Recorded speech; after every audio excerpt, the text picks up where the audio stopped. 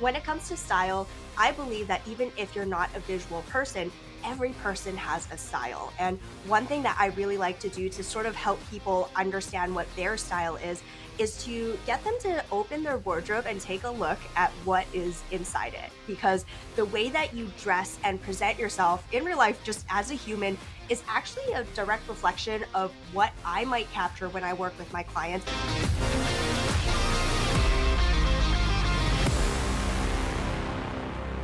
Welcome back to Digital Dominance. On any marketing show, you'll hear people talking about branding and differentiating yourself, and we've talked about it before on this show as well. So why do we keep coming back to it? The main reason, in my opinion, is that people keep getting it wrong. Either they feel like getting a logo means they now have a brand, or there's something getting in the way of identifying and embracing the things that truly make your business unique and worth talking about. Or maybe it's the worry that you'll realize your business isn't unique, and that's a scary thing to admit. Maybe it's the worry that if you let too much of yourself come through your brand, the first negative comment will deflate the little bits of confidence you've managed to muster up. Maybe your personality tends to keep you behind the scenes, or your upbringing has taught you not to draw attention to yourself. Regardless of the reason, if you want to help your business grow, you can't ignore this. You need to figure out a way to move forward, answer the questions, and yes, stand out. So, to help me get this message across, I've invited Rachel Lee from Vancouver to teach us how to figure out what your brand style is. And we're going to philosophize a bit on the idea of being original as well. Rachel is an artist, designer, and brand stylist that loves making cool things for cool people. Her friends know her as the Photoshop queen, but her clients know her as the wizard who brings brands to life with a snap of her fingers, which is also known as a simple two-step process. She specializes in visual rebrands for disruptive companies and divergent entrepreneurs who have outgrown their DIY branding and want a new look that's as loud as their vibe. Welcome to the show, Rachel. It's great to have you here. Thank you so much. I'm excited to be jamming out with you today. Awesome. And you just finished redesigning your own website at racheltylee.com. I took a look before we started and I love it. It's a fantastic example of a personal brand. As a visitor, I come to that site, I feel like I get to know you. I get a feel for your personality, how you do things. You like cats. Oh, and by the way, it talks about your services and how to work with you. So great job on that. Thank you. Thank you. I feel like when it comes to rebrands, it can be a touchy subject for some people because it's not just about updating the wrapper of how you look. Of course, I like hanging out in the world of visuals where it is about how you present yourself. But honestly, there are a lot of internal and mental shifts that you have to go through when it comes to repackaging the way that you present yourself. Because it's not just the stuff on the outside, it's about how you see yourself mentally. What do you call yourself? What is your identity? All the pretty stuff on the outside is literally just a reflection of that identity. So I'm excited to be diving into our conversation today because we're going to be talking a lot about that. Yeah, for sure. So, can you start kind of by just explaining what is a brand style? What does that mean beyond picking a color scheme or a logo? Absolutely. I feel like when it comes to style, it can be really ambiguous for people who are not visual people. Growing up, I was the art kid, so I think and I see the world in color, for the lack of a better way of saying it. And when it comes to style, I believe that even if you're not a visual person, every person has a style. And one thing that I really like to do to sort of help people understand what their style is to get them to open their wardrobe and take a look at what is inside it. Because the way that you dress and present yourself in real life, just as a human, is actually a direct reflection of what I might capture when I work with my clients and then translate that into the tangible stuff that you see on the website with your logo, with your colors, and with your fonts. It's basically just a different way of communicating, but it's that same type of energy. So, for example, for me, if you open my closet, you're going to see a lot of black and white clothing, sometimes with a little bit of pink, lots of t-shirts, ripped jeans, skater girl stuff. Like you're going to see a lot of stuff that has that sort of energy. It's casual. It's kind of fun. It's kind of playful. I love wearing hats. You see a lot of hats even hanging on the shelf in the background. And that sort of helps capture the vibe that you see on my website. And I like to do this exercise with people where even if they're like, oh, I just wear whatever's comfortable, they don't have a lot of stuff going on with their style. I'm like, all right, well, what kind of brands do you like the vibe of? Like, we all have certain tastes and preferences. So there's like certain exercises that you can go through to sort of figure out and pinpoint exactly where your style is, where some of the brands, for example, that my clients really like, when I couldn't pinpoint their style. I'm like, all right, just list out a few brands that you really like. And all the brands that they listed out, like Apple and Rolex and a few really high end fashion brands, gives me an idea that they are a person that they have class. They like it minimalistic, but they have a little bit of an artsy flair. It's sophisticated. It's like luxury. And when you sort of lean on the things that people like, you're able to sort of stitch together a picture of what would their style be if I just captured it and communicated it a different way online through the colors and fonts, and what types of elements do I bring in to help communicate that same thing. Did that answer your question? It did, and I like that you pointed out you can identify brands we're drawn to, and that kind of reflects our own personality and preferences. Because there's definitely people who don't want you looking in their closet and just seeing the cluttered mess of whatever happened to be in there, hand me downs, and all of that. So one more thing I wanted to highlight before we move on is just why this matters and why it's worth spending time on. Because I think a lot of owners are eager to just get the website done because they want more customers, and so maybe they decide to skip the branding process because it's an extra expense or it takes more time or they feel like they don't need it. So, what happens to the end result if you don't spend the time up front to figure out your brand style? That's a really good question. And I actually get asked this question a lot because branding can seem like a surface level facelift. They don't directly see how it translates into customers through the door, more sales. And if I were to put it simply, if people don't see you and recognize your difference, they're going to go to the person next door who offers the same thing but for cheaper.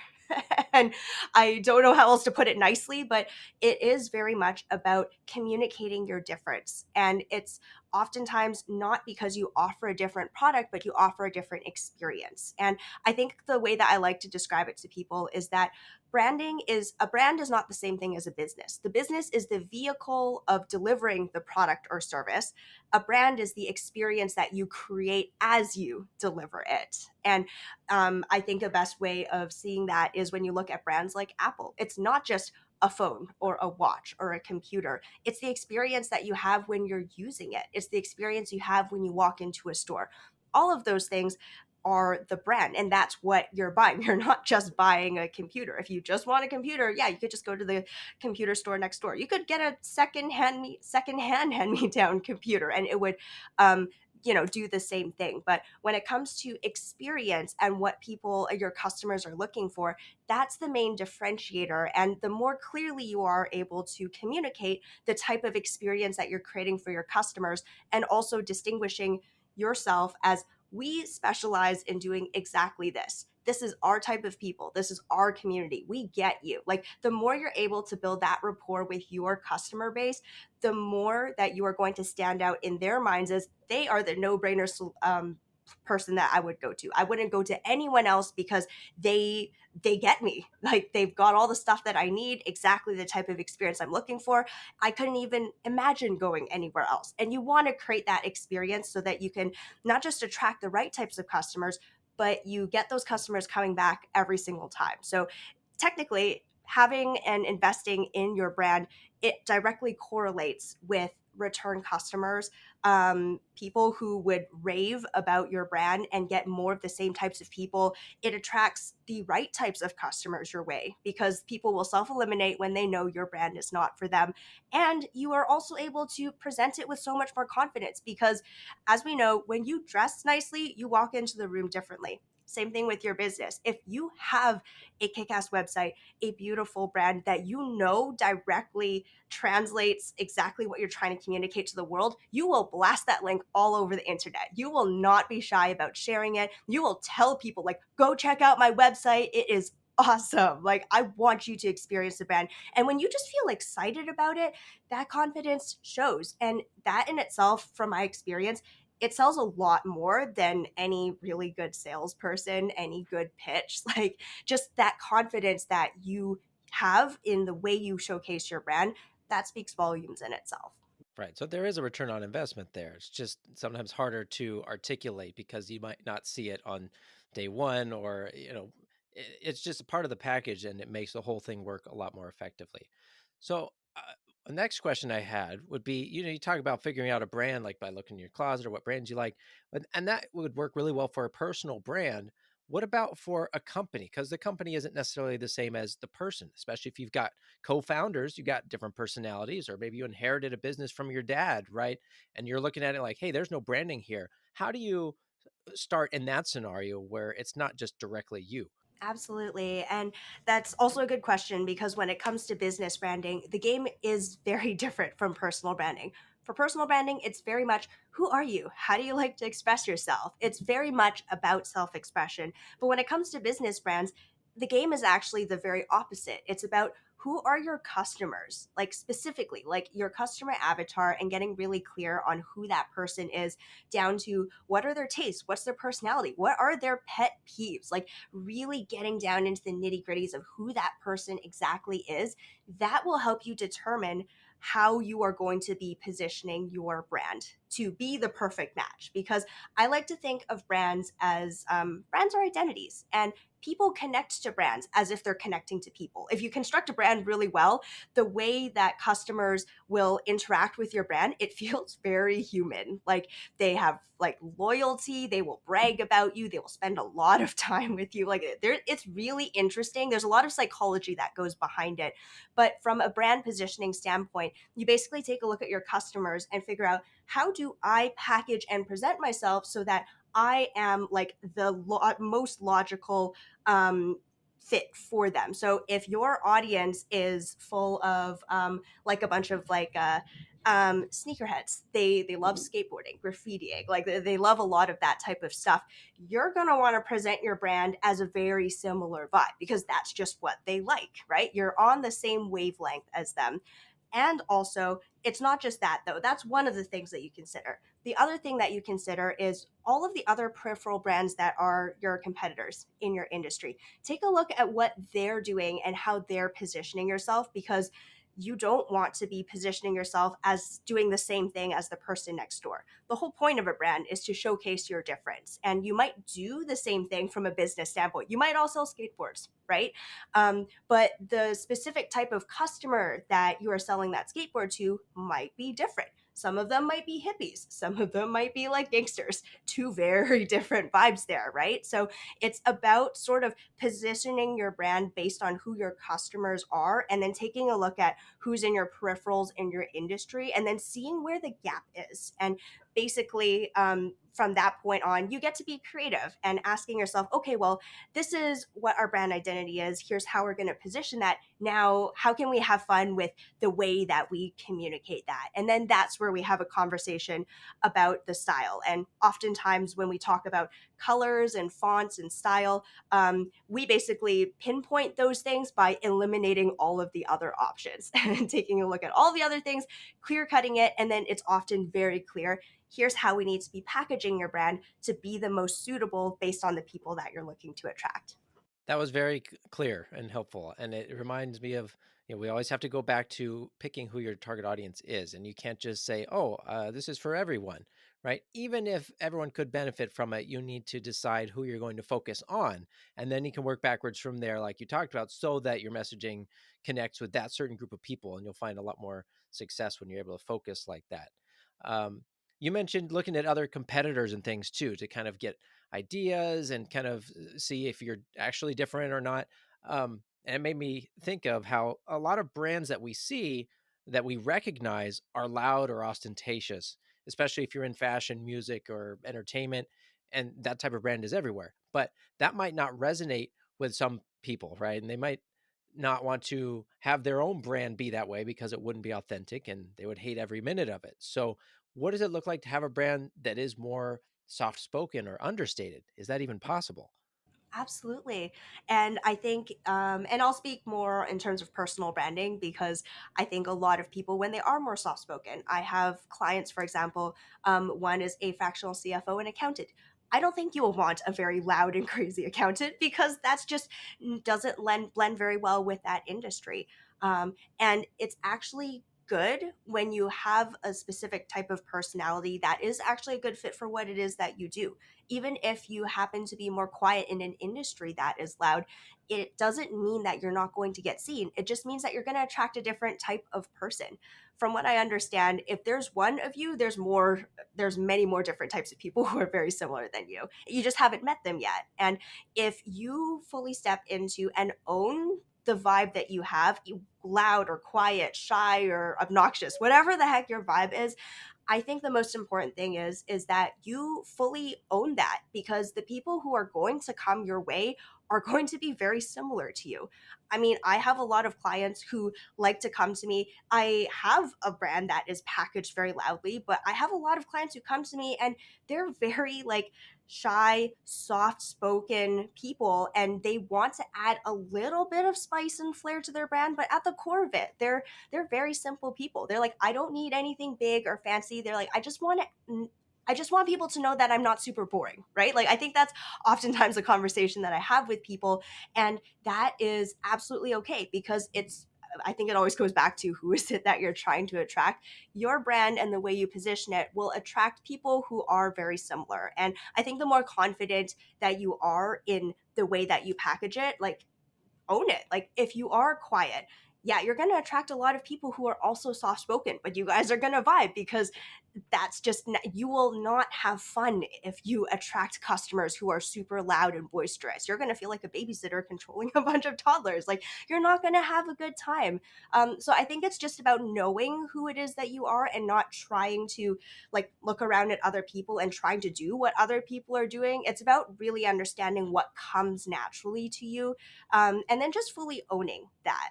So I mean, that's a good way to think about it because obviously, it doesn't matter how loud you talk or how loud the colors are. It is about connecting with that target client. It goes back to that, right? And so that's why people would remember you because they felt connected to you, not necessarily overwhelmed by you, right?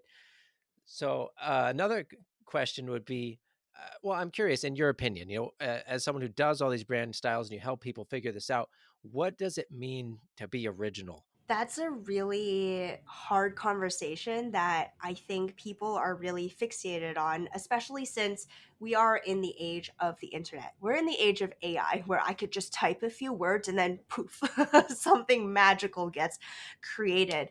Um, and I think if you were to ask me, there's no such thing as originality, like in terms of ideas, concepts, styles. There's nothing that you can create that hasn't been created in some similar way, shape, or form. All of our ideas got inspired from somewhere. But when it comes to originality, I do believe that if it's something that you created by yourself and it was from your own ideas, it might have been inspired, but it was something that you just wanted to put out into the world from your own personal lens through your own experiences, all of that can be original because it was created by you. You put conscious decisions into how you phrased a certain thing, how you shaped something, and that is the closest thing that I could say to you being original. I think a lot of it goes down to you being really clear on what is it that you're communicating and making sure that that is something that comes from you and you're not just regurgitating something from other people, which is very easy. There's a lot of things that are being repurposed, but I like to go with the analogy of steal like an artist, because yeah, there is nothing out there that's original. Artists steal from each other all the time. I get inspired from this person. Like, there's people in the music industry, they do remixes of each other's songs all the time. Nothing is original, but you can put your own spin on something. And I think that's something that we all just need to get a little bit braver with. Where, yeah, like there's a lot of brands out there who might have a similar vibe, but they are not you. And understanding your difference and your identity is what will allow you to create content that I'd say that you just fully stand behind. Nothing is original. I have air quotes around this as I say this. And I think it's important that we remove that kind of pressure from ourselves, because honestly, like, there isn't that doesn't exist. The best thing that you can do is just really stand behind the work that you put out there, know the place that it came from, and then trust that that is enough to do its job. Right. And yeah, it's okay to take that inspiration from it, but There are lines you shouldn't cross. Like, obviously, you don't want to plagiarize and copy stuff word for word or use the exact same logo and change the colors. Like, that doesn't work. Like, you've got to put a little bit of you into it, and that's where it gets that fingerprint, right? Your own version. I like that. So, what would be your most important piece of advice for small business owners who are trying to figure out their brand style? Mm. When it comes to your brand style, most business owners usually start with what's my logo and what are my colors. They go straight to the throat with all of the visual stuff. They look at all of the logos of their competitors around them and like they go straight to the visuals, and then they realize they get stuck because they don't know what colors work best for them. They don't really know what their logo is. And I actually tell people that you actually have to start from the very thing that most people don't start with, which is the identity. You have to know what your brand is before we figure out how it's communicated. And I know that that's could be a big ball of confusion because branding itself is a very complex subject. But if I were to put it simply, a brand is what is what is the difference between your business and the person next door, and get really clear on what that identity is. If your brand was a person, what would they be like? And once you get really clear on that, it actually helps eliminate all of the possibilities of what your brand could be, and then the decisions for the style, it becomes much easier. So if you figure out that your brand is more quiet. It is clean. Like a lot of the clients that you're looking to attract are looking for a stable experience. They don't want somebody loud and crazy and erratic. They want stability. They want to feel safe. They want clarity and confidence. Like they're looking for a certain type of thing, and that is exactly the person that you are. That's the experience that you provide. Then most likely your brand is going to have a pretty clean vibe. You might have like a clean white background, a simple font for a logo.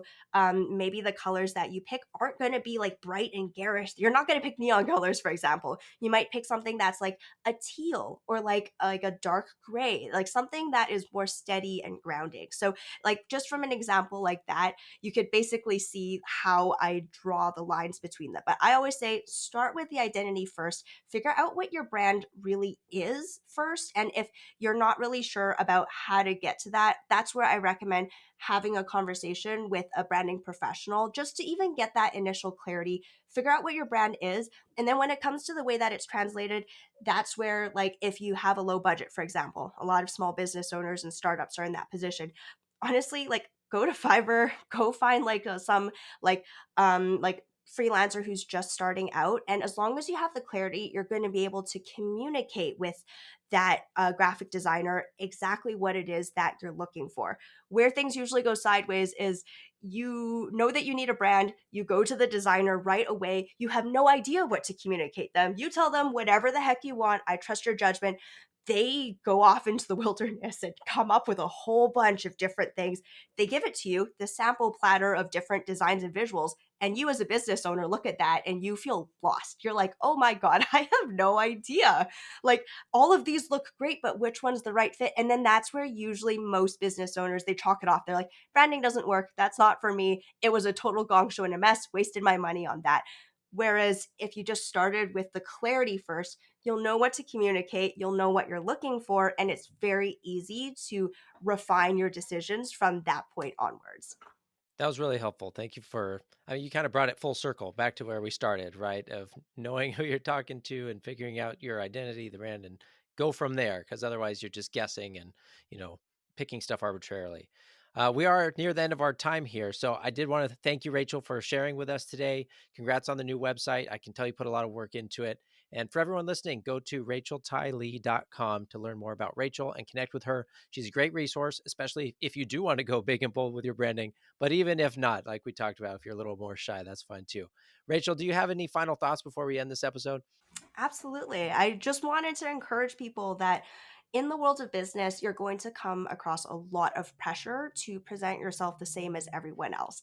I myself am a recovering people pleaser, so I struggled with this immensely in the first few years where I thought I needed big and shiny branding in order to attract clients at all. Period. And I presented myself in a way that was so out of integrity that it really messed up the confidence that I should have had coming to the table when I was networking and talking to clients. So I would say getting to the core of really understanding what your brand is the best thing that you can do for your business, no matter what stage you're at in your journey, because that will cut out a lot of the lack of confidence and a lot of the indecision that you will have later on down the road when you're looking around at everyone else and asking yourself, how should I be positioning myself? Cut out the noise, focus on you first, have an idea of what it is that you want to communicate, and then just iterate on it from there. So that's the last note that I want to leave. Celebrate your difference. It's okay to be different in the world of business because that's how people are going to find you. Awesome. That's great advice. Thanks again for being here, Rachel. And thanks to all of you guys for listening. Take this episode as a nudge to make sure your branding is on point so that you can dominate your niche. And I'll see you next time.